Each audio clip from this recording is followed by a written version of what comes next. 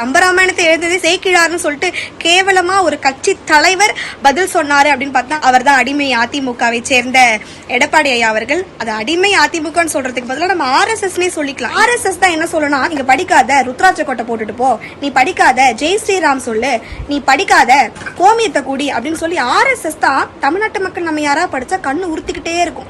இன்னைக்கு அந்த RSS உடைய மொத்த சுயரூபமா தெரிகின்ற எடப்பாடி அவர்களை நம்ம சொல்லியிருக்கிறாரு, இந்த கோவில் நிதியை போயிட்டு கல்லூரிக்கு செலவு பண்ணுது அப்படின்னு ஒரு கேவலமான ஒரு ஸ்டேட்மெண்ட் அவர் சொல்லியிருக்கிறார். படிப்பறிவே இல்லாத கோமயத்தை குடிக்கக்கூடிய ஒரு RSS கூட்டணி கூட கூட்டணி வச்சுக்கிறதுனால தமிழ்நாட்டு மக்கள் படிக்கிறது உங்க கண்ணுக்கு உறுத்துதா எடப்பாடி அவர்களே?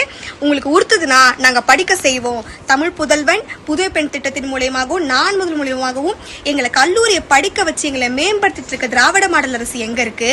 நாங்க படிக்கிறத பார்த்து கண்ணுறுத்தி நீங்க படிக்க கூடாதுன்னு சொல்லி கோவிலுக்கு நிதியை செலவு பண்ணுங்கன்னு சொல்ற நீங்க எங்க இருக்கிறீங்க? இப்பவாது புரிஞ்சுக்கோங்க. உங்களை எதிர்க்கிறதுக்கும் சரி, உங்களுக்கு தக்க பதிலடியை கொடுக்கறதுக்கும் சரி தமிழ்நாட்டு மாணவர்களாகிய நாங்க இருக்கிறோம்.